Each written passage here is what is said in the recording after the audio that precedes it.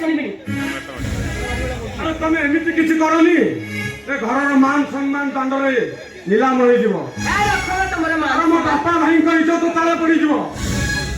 କଣ କହିଲ? ମାନ ସମ୍ମାନ ତମର ଦାଣ୍ଡରେ ନିଲାମ ହେଇଯିବ? ଏମିତି କଣ ଦାଣ୍ଡରେ ଯାଇନି ଯେ ଘରର କଥା ବଜାରରେ ଯାଇକି ପଡିଲାଣି, କହୁଛି ନା ଆମର ମାନ ସମ୍ମାନ, ତମର ମାନ ସମ୍ମାନ ଚାଲିଗଲେ ମୋର ଢ ହେଇଗଲା ସେଇଠୁ। ଆଉ କଣ ଭାସିଗଲା ଯେ କହିଲ? ତମେ ସେମିତି କୁହନି।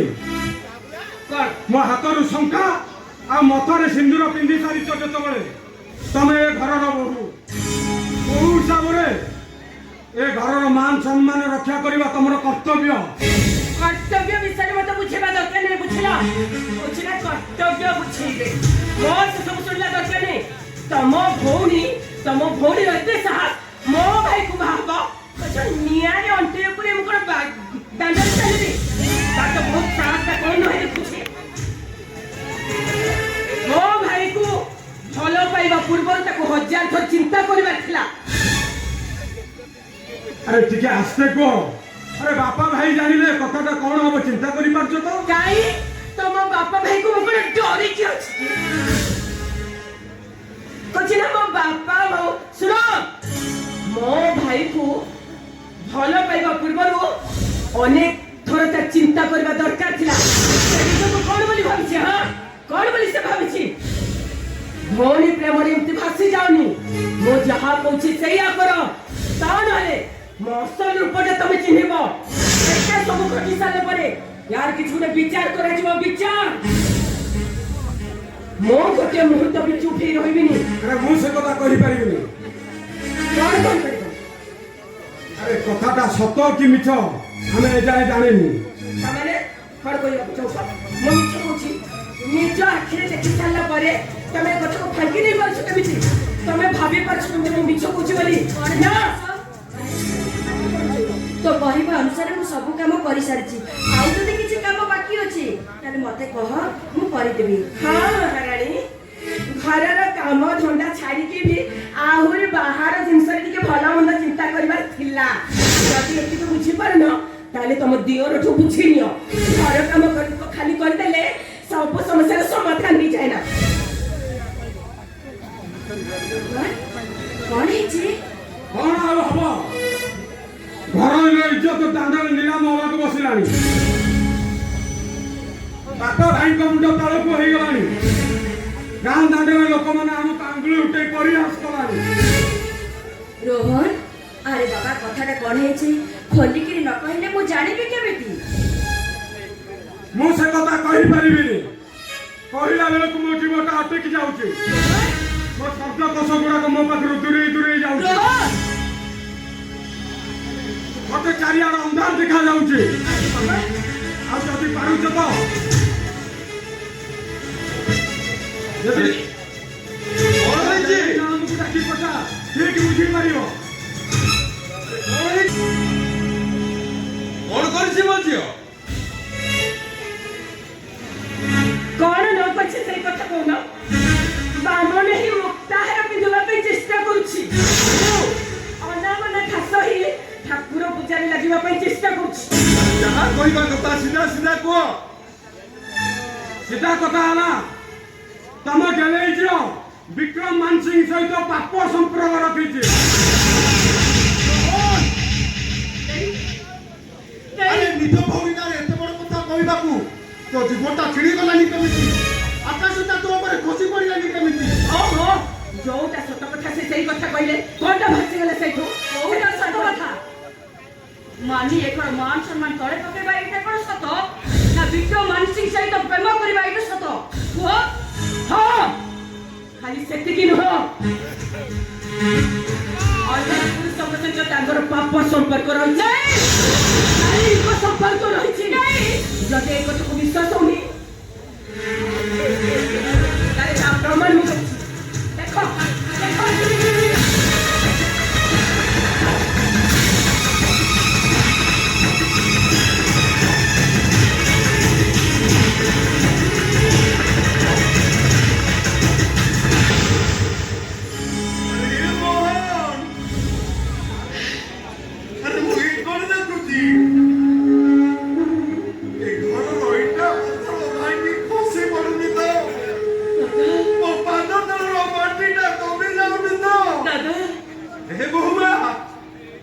ଦେଖିଲ ଆକାଶରେ ସୂର୍ଯ୍ୟ ଦେବତା ଅଛନ୍ତି ନା କୁଆଡେ ହଜି ଯାଇଛନ୍ତି? ମୋ ନିଶ୍ୱାସ ପ୍ରଶ୍ୱାସ ଯାତାୟାତ କରୁଛି ନା ବନ୍ଦ ହେଇଯାଇଛି?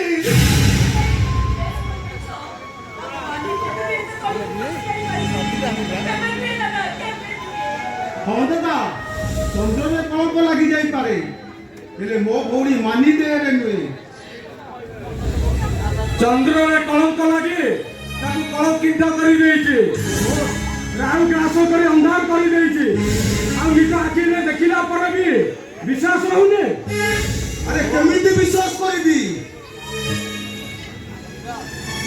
ସୂର୍ଯ୍ୟ ଦିଗରେ ଉଦୟ ହେଉଥିବା ସୂର୍ଯ୍ୟଟା ଆଜି ପଶ୍ଚିମ ଦିଗରେ ଉଦୟ ହୋଇପାରେ, କେମିତି ବିଶ୍ୱାସ କରିବି? ସତ ବାଟେ ଯାଉଥିବା ବାଟ ଏଇଟା ଆଜି ତା ନିଜ ବାଟ ଭୁଲି ଯାଇପାରେ। ଯଦି ବିଶ୍ୱାସ ହଉନି ତାହେଲେ ଆସାମୀକୁ ଡାକି ପଚାରିବ, ସବୁ ସତ କଥା ଜଣା ପଡିବ। ହଁ ମୁଁ ତାକୁ ଡାକି ପଚାରିବି। ଆଉ ଡାକ।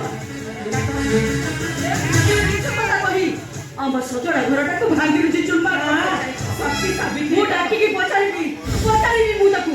ଚାଲ ଗୋଟେ ସାଥୀ ଆଉ ଆସନ୍ତୁ।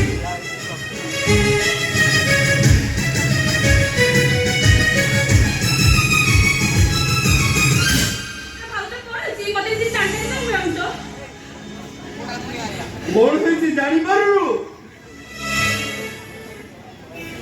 କହ, ଏ ଫଟୋ କଣ ସବୁ ସତ?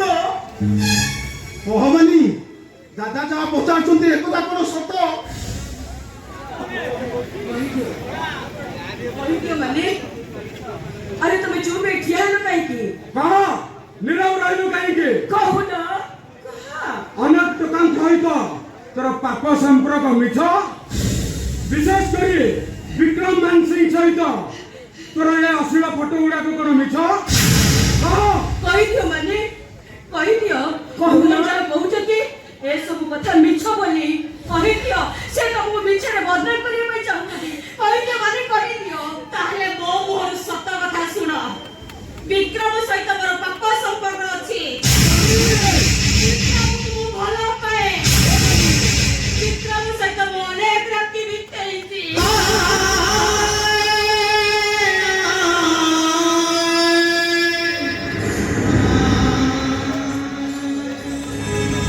ଶୁଣିଲ ତ? ଆସାମୀ ମୋହର ସବୁ ସତ କଥା ଶୁଣି ସାରିଲା ପରେ ଏମିତି ନୀରବ ହେଲା ଯେ ବିଚାର କର ବିଚାର। ଏ ଶୁଣ, ଆଉ ଗୋଟେ ଦିନ ମୁଁ ଯେମିତି ତତେ ମୋ ଭାଇ ସାଙ୍ଗରେ ନ ଦେଖେ, ତା ନହେଲେ ମୁଁ ଏ ଘରେ ନିଆଁ ଲଗେଇଦେବି। ନିଆଁ ମୁଁ ହଉଛି ବିଶ୍ୱକନ୍ୟା।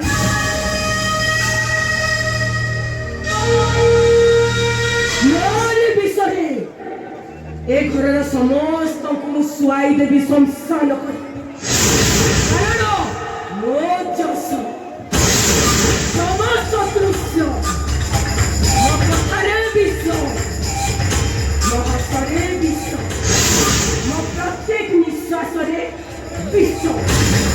I am a ଯଶ।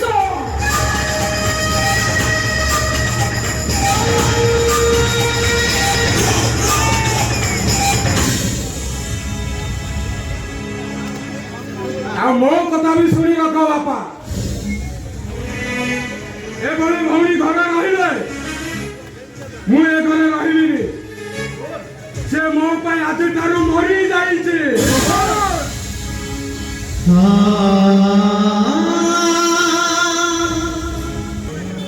ମାନେ କାହିଁକି ମାନେ? କାହିଁକି ତମେ ଏତେ ବଡ ଭୁଲ କଲ? ମାନେ ଆମେ କଣ ତମ ପାଇଁ ଗୋଟେ ଭଲ ବର ପାତ୍ରଟେ ଠିକ କରିପାରିନଥାନ୍ତି? ଶେଷରେ ତମେ ବାପା ଭାଇଙ୍କ ମୁଣ୍ଡ ତଳକୁ କରିଦେଲ। କାହିଁକି ମାନେ କାହିଁକି? ଆରେ କାହିଁକି ଏତେ ବଡ ଭୁଲ କଲ? ଏ ମାନି,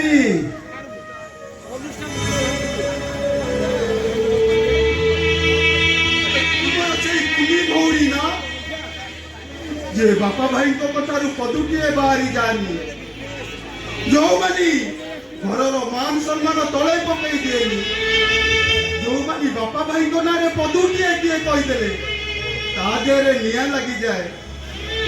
ଆଲୋ ଏ ମାନି ତୁ ଆଜି ଏତେ ବଡ଼ ଭୁଲ କଲୁ କେମିତି?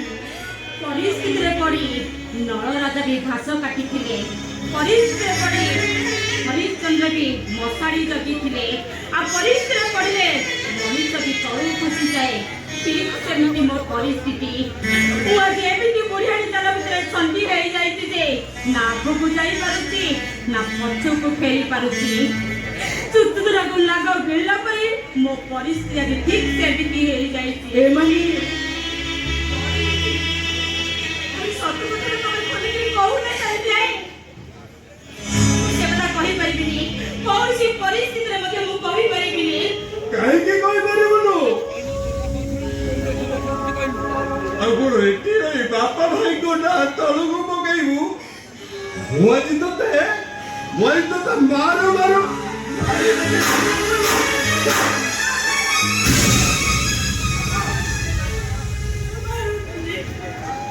କଣ ହେଇଛି ବାପା? ତମେ ଏମିତି ମାନିକି ମାରୁଛ କାହିଁକି? ଆରେ କଣ ହେଇଛି ମାନି? ଆରେ ପାପ କରିଛି ଯେତେବେଳେ କହିବ କେମିତି? ନେ ଏଇ ଦେଖ ତୁ ସବୁ ଜାଣିପାରିବୁ।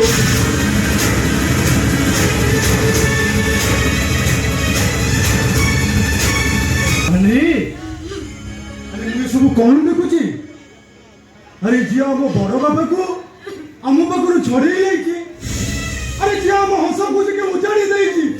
ତାରି ପୁଅ ସହିତ ପାପ କରିଛି କି ପୁଣ୍ୟ କରିଛି ସେ କଥା ମୁଁ ଜାଣିନି, କିନ୍ତୁ ମୁଁ ମୋ କର୍ତ୍ତବ୍ୟ କରିଛି। କୋଉ କର୍ତ୍ତବ୍ୟ କରିଛ ତମେ? କୋଉ କର୍ତ୍ତବ୍ୟ ତମକୁ ଆଜି ଅବାଟକୁ ଯିବା ପାଇଁ ବାଧ୍ୟ କରିଛି? ଆଉ କୋଉ କର୍ତ୍ତବ୍ୟରେ ତମେ ପୁଣି ଆଜି ବାପା ଭାଇଙ୍କ ମୁଣ୍ଡକୁ ତଳକୁ କରିବା ପାଇଁ ବସିଛ? ତମେ ତ କହିଲେ ମୁଁ କହିପାରିବିନି। କାହିଁକି କହିପାରିବନି? ବାହାରେ ପାଠରେ ଝିଅ ତ ଆଜି ତୁ ଇତିହାସରେ ଗୋଟିଏ ନୂଆ ଅଧ୍ୟାୟ ସୃଷ୍ଟି କରିଦେବୁ। ଆରେ ତତେ ଉଚ୍ଚ ଶିକ୍ଷିତ କରିବାର ତୁ ଗୋଟେ ଭଲ ଫଳ ଦେଇଦେବୁ। ଆଉ ଏ କଥାଟା ଶୁଣି ସାରିବା ପରେ ଦୁନିଆର ପ୍ରତ୍ୟେକ ବାପା